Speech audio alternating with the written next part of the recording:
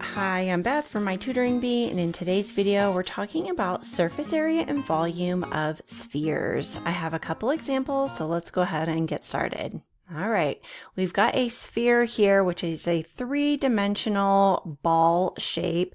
And also we have our formulas listed over here that we might need to use. So we're going to start off with finding the surface area, and our surface area formula, we just have one. Now, in previous videos, I've talked about the difference between lateral surface area and total surface area.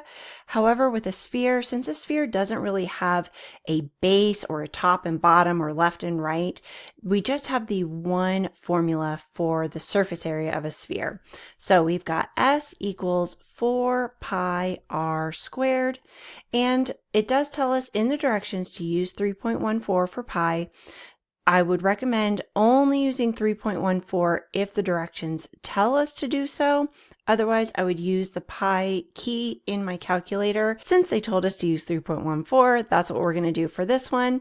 So surface area equals 4 times, there's that 3.14 for pi, and then our radius, they gave us the radius of the sphere, is 5 feet. So we're going to do 5 squared. Now we do need to follow order of operations, just like always. So 5 squared gives us 25. So 4 times 25 gives us 100.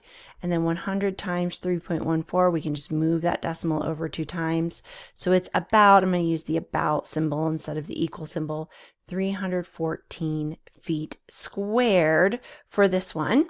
Remember that we are using the squared units because we want to know how many two-dimensional squares would fit all around the surface of this sphere. Let's take a look at volume. All right, so here we have the same sphere, that radius of 5 feet, and that's really the only measurement that you need for a sphere. A sphere doesn't have edges, so we don't have base and height and things like that like we do with pyramids, cones, prisms, things like that. So let's go ahead and take a look at the volume formula for our sphere. Volume equals 4/3 times pi times r cubed. Okay, so again, our directions say to use that 3.14 for pi. What I like to do when we're doing multiplying times fractions like this is I will do 4 times 3.14 times our radius, which is 5 cubed, and then divide all of that by 3. You can divide by 3 with one of these numbers initially, but if it doesn't go in evenly, then that might be a little bit difficult. So this is a great way to do it. Just multiply all of this first. Of course, do our exponent first and then multiply, and then divide everything by 3 at the end. So let's go ahead and figure out what that is.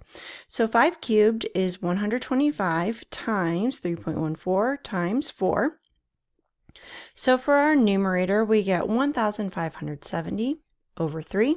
So we're going to take that 1,570, divide by 3, and we get 523.3 repeating. And again, I'm going to use my about symbol because we did use a rounded version of pi to begin with, but our volume is 523.3 repeating feet cubed. So again, for volume formulas, we're always going to use cubic measurements. We want to know how many cubes would fit inside of this sphere. And that's really it. That's all there is to surface area and volume of spheres. I hope that this video was helpful for you.